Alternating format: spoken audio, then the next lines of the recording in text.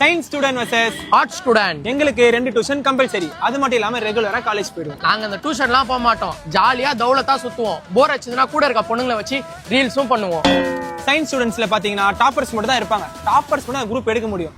Toppers கூட அந்த குரூப்பே பிடிக்கும். எங்க குரூப் அப்படிலாம் கிடையாது. மூளை இருக்கிறவன் இல்லாதவன் எவன் வேணாலும் எடுக்கலாம். முக்கியமான விஷயம் பேக் பெஞ்சரோட ட்ரீமே ஆர்ட்ஸ் குரூப் எடுக்கிறது தான். சயின்ஸ் ஸ்டூடெண்ட்ஸ் பாத்தீங்கன்னா எங்க படிப்புல நாங்க ரொம்ப கான்சென்ட்ரேட்டா இருப்போம். எந்த பொண்ணு கிட்ட பேசினாலும் எங்க லிமிட்ல நாங்க கரெக்டா இருப்போம். எங்களுக்கு இந்த லிமிட்ன்றது எதுலயுமே கிடையாது. தோன்ற பொண்ணு கிட்ட விடிய சாட் பண்ணுவோம். படிக்காம எக்ஸாம்ல பாஸ் ஆயிடுவோம். நாங்க பாத்தீங்கன்னா ஒரு சப்ஜெக்ட்ல கூட அரியர் வைக்க மாட்டோம். எல்லா சப்ஜெக்ட்லயுமே ஆல் பாஸ் ஆயிடுவோம். நாங்க எல்லா சப்ஜெக்ட்லயும் அரியர் மட்டும் தான் வைப்போம். ஆனா கடைசி செம்ல காலைல ஒரு எக்ஸாம், மதியம் ஒரு எக்ஸாம், காலைல ஒரு எக்ஸாம், மதியம் ஒரு எக்ஸாம்னு ஆல் கிளியர் பண்ணிடுவோம்.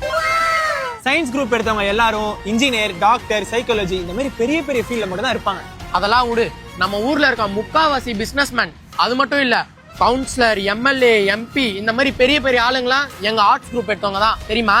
அப்புறம் ஒரு முக்கியமான விஷயம், எங்க கிளாஸ்ல ஏதாவது ஒரு ப்ராப்ளம்னா, எங்க கூட உள்ளவங்களுக்கு ஏதாவது ஒரு பிரச்சனைனா நாங்க கண்டுக்காம தட்டி விட்டு போயிடுவோம். ஆனா எங்க ஆர்ட்ஸ் பசங்க அப்படி கிடையாது.